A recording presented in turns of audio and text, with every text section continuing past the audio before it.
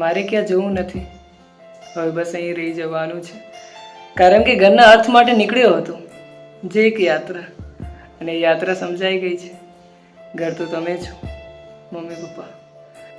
લોકો કમ્ફર્ટ ઝોનથી બહાર નીકળવાની વાત કરે છે, પણ જ્યારે હું કમ્ફર્ટ હોમની ઊંઘ અનુભવું છું, એટલે મન કહે કે ઘર એટલે તો તમે જ. એ ઊંચી ઊંચી બિલ્ડિંગો, ચમકતા લાઇટ્સ, બધું ઝાંખું લાગે છે.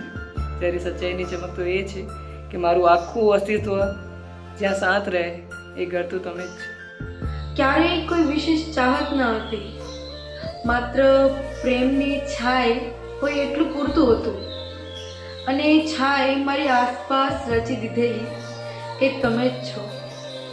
એવું નથી કે તમે માત્ર હોય તે એટલા જ છો, પણ એ બધું જે હું કદી શબ્દોમાં ન કહી શક્યો, એ વિશેષ તમે પૂરતા પણ છો, અને અમૂલ્ય પણ.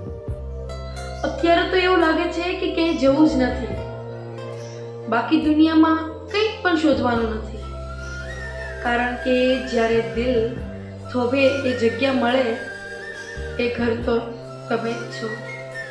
તો હા, હવે સમજાઈ ગયું છે, ઘર કોઈ ચોક્કસ સરનામું નથી. ઘર તો સંબંધોમાં વસે છે, અને એ સંબંધ એટલે તમે. અને હા, છેલ્લી લાઈનમાં બસ હું એટલું જ કહીશ કે ઘર તો તમે જ છો.